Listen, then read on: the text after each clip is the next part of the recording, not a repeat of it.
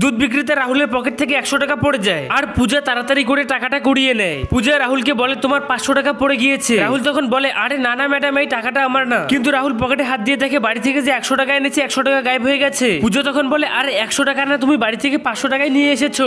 রাহুলের হাতে 500 টাকা ধরিয়ে দিয়ে পূজা ওখান থেকে চলে যায়। পূজা ঘরের ভিতরে আসতেই পূজার স্বামী পূজাকে বলে আরে তোমার কি টাকা বেশি হয়ে গেছে? তুমি রাহুলকে 100 টাকার জায়গায় 500 টাকা কেন দিলে? আর জেনে বুঝে কে এত বড় ক্ষতি করে? পূজা তখন বলে জেনে বুঝে নিজের ক্ষতি রাহুল করে। রোহিত একদিন রাহুলকে বলে আরে ভাই তোমার দুধ আমাকে আর লাগবে না। কিন্তু রাহুল বলে ভাই সত্যি বলতেছে আমি দুধে কখনো পানি মিশাই না। কিন্তু রোহিত তখন বলে আমার চাকরি চলে গিয়েছে আর তুমি তো আগের থেকে আমার কাছ থেকে অনেক টাকা পাও, তাই এখন আমি আর দুধ নিতে পারবো না। রাহুল তখন বলে আরে দুধগুলো আপনি রাখেন, আপনাকে টাকা দিতে হবে না। আপনার বাড়িতে ছোট ছোট 2টা বাচ্চা আছে, ওদেরকে তো দুধ লাগবেই, আমি এটা ওদের জন্যই দিচ্ছি।